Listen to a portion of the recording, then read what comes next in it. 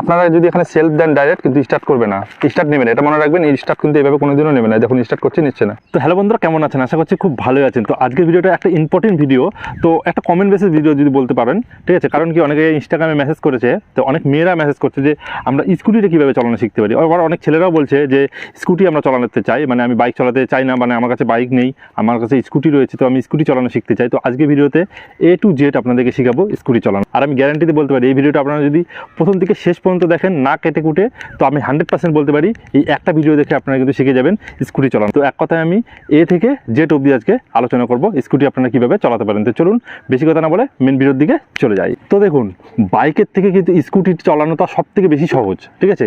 Scooty চালানো একেবারে সহজ। আপনারা যদি প্রথমবার দেখিয়ে দিই, আপনারা শিখে যাবেন। শুধু এই ব্যালেন্সটা করার জন্য আপনাদেরকে প্রথম মাঠে চালানো প্র্যাকটিস করতে লাগবে, ঠিক আছে? তো আমি বলবো, যেটা আমি রিকমেন্ড করতে চাই, প্রথম অবস্থায় আপনারা কোনোদিন রাস্তাতে উঠবেন না একবারে। প্রথমে আপনারা মাঠের মধ্যে যাবেন, মাঠের মধ্যে একটু 4-5 পাক দিবেন, মোটামুটি 4-5 দিন বা 7 দিন আপনারা মাঠের মধ্যে চালাবেন, তারপরে আপনারা রাস্তায় যাবেন, ঠিক আছে?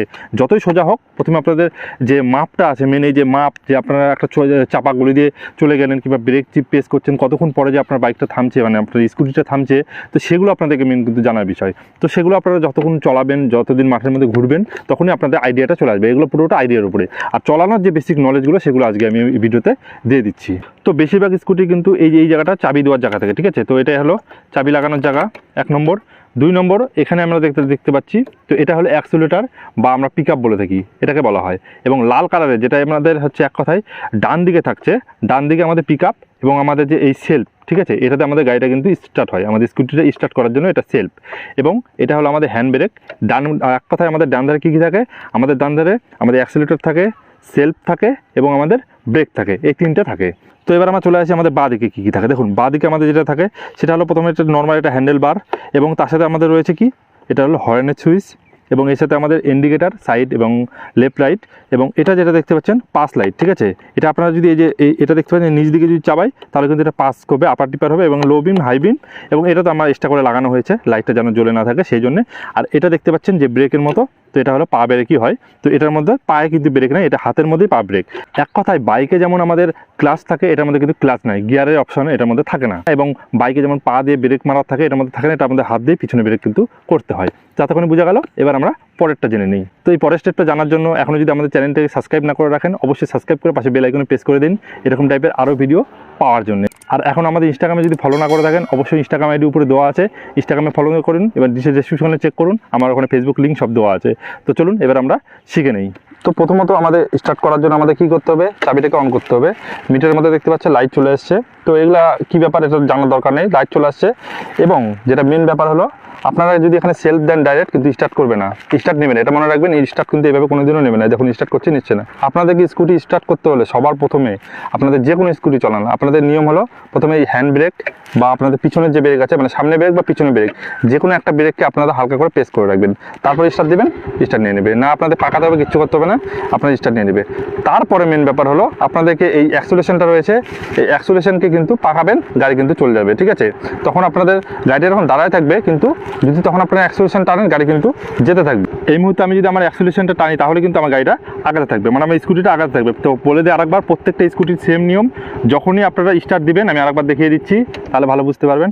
যখনই আপনারা স্কুটি স্টার্ট দিবেন, যতক্ষণ না আপনারা এরকম হ্যান্ড ব্রেক বা আপনাদের মানে সামনে ব্রেক বা পিছনে ব্রেক, যতক্ষণ না আপনারা এই পিছনে ব্রেক যতক্ষণ না প্রেস করছে, ততক্ষণ কিন্তু স্কুটি স্টার্ট দেবেন। আমি এর আগে যেহেতু এই ব্রেক টিপে আপনাদেরকে স্টার্ট করে দেখালাম, এবার আমি দেখাচ্ছি। দেখুন, আমি এই ব্রেকটা টিপবো, মানে আমাদের পিছন ব্রেকটা টিপবো। এবার আমি যখন এই সেলফটা দেবো, স্টার্ট নিয়ে নেবে। দেখুন, আমি শুধু এইটা টিপার পরে আমি স্টার্ট দিয়ে দিচ্ছি, স্টার্ট নিয়ে এলো। এবার আমি যদি আমার হ্যান্ড ব্রেককে ছেড়ে দিই, গাড়ি কিন্তু যাবে না, ঠিক আছে? এতক্ষণ বোঝা গেল। এবার দেখুন, এবার আমি যখন টানবো, তখন কিন্তু বেরিয়ে যাবে। এই দেখুন, গাড়ি কিন্তু বেরিয়ে যাচ্ছে। আর কিচ্ছু করতে পারেন। যখন স্লো করবেন, ব্রেক মারবেন, তখন কি করবেন আমি সেটা একটু দেখিয়ে দিচ্ছি। তো দেখুন বন্ধুরা, এটা কিন্তু একটা গুরুত্বপূর্ণ বিষয় যে যখন আপনারা স্লো করবেন, ব্রেক মারবেন, কোনো জায়গায় থামতে হবে, তখন কী করবেন। দেখুন, দেখা গেল আপনি এরকম যাচ্ছেন, এবার আপনাদেরকে থামতে হবে, ঠিক আছে? তখন আপনারা কী করবেন? অ্যাক্সিলারেশন একবারে ঢিল দিয়ে দিবেন। গাড়িটা ইঞ্জিন ব্রেক যাকে বলা হয়, গাড়িটা ঢিল হয়ে গেল, মানে স্টার্টটা আস্তে আস্তে কমে গেল। তারপরে আপনারা হ্যান্ড ব্রেক, পা ব্রেক, মানে আপনাদের যে পিছনে ব্রেক এবং সামনে ব্রেক হালকা করে প্রেস করবেন, দাঁড়িয়ে যাবে। কোনো চিন্তা জোরে করে এরকম ব্রেক মারার কোনো দরকার নেই।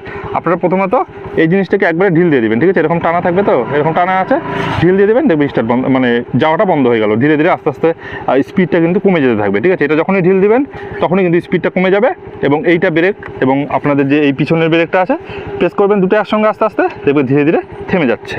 তো আপনাদেরকে কোনো রকম চিন্তা করতে হবে না, থেমে যাবে ধীরে করে। তো সবশেষে আপনাদেরকে একটা কথাই আমি বলতে চাই, যখনই আপনারা স্কুটি বা যেটাই চলান, বাইকও চলান, আমি এর আগে ভিডিওতে বাইক চালানো শিখিয়েছিলাম, আপনারা চলানোর আগে অবশ্যই মাঠে প্রথমে প্র্যাকটিস করুন 7 দিন অন্তত মাঠে, এবং পিছনে যে চলাতে পারে তাকে অবশ্যই পিছনে একবার বসিয়ে নিন, সবথেকে ভালো হয়। তারপরে আপনারা কিন্তু রাস্তায় উঠবেন। তো অবশ্যই হেলমেট পরে চালাবেন, না হলে বিপদ কখন আসবে কেউ বলতে পারে না, কারণ এটা যানবাহন জিনিস। তো হাতের কন্ট্রোল থেকে যখন বেরিয়ে যাবে তখন কিন্তু একটা দুর্ঘটনা ঘটে যাবে। তো অবশ্যই আপনারা যেমন আমি পদ্ধতিতে দেখালাম এইভাবে আপনারা যে কোনো স্কুটি চালাতে পারেন, শুধু কন্ট্রোলটা আপনাদেরকে নিজে আনতে হবে মাঠের মধ্যে চলে, ঠিক আছে? এবং পিছনে একজনকে বসাবেন, তাহলে পারবেন। তো এটা একটা ভিডিওটা যদি আপনাদের কোনো রকম কাজে আসে, তো এরকম ভিডিও আরও চাইলে অবশ্যই লাইক করুন, কমেন্ট করুন এবং চ্যানেলটাকে সাবস্ক্রাইব করে পাশে বেল আইকনে প্রেস করে দিন। আর ইনস্টাগ্রামে ফলো করতে ভুলবেন না। তো আজকের মধ্যে এতটুকুই। Thank you, take care and bye by.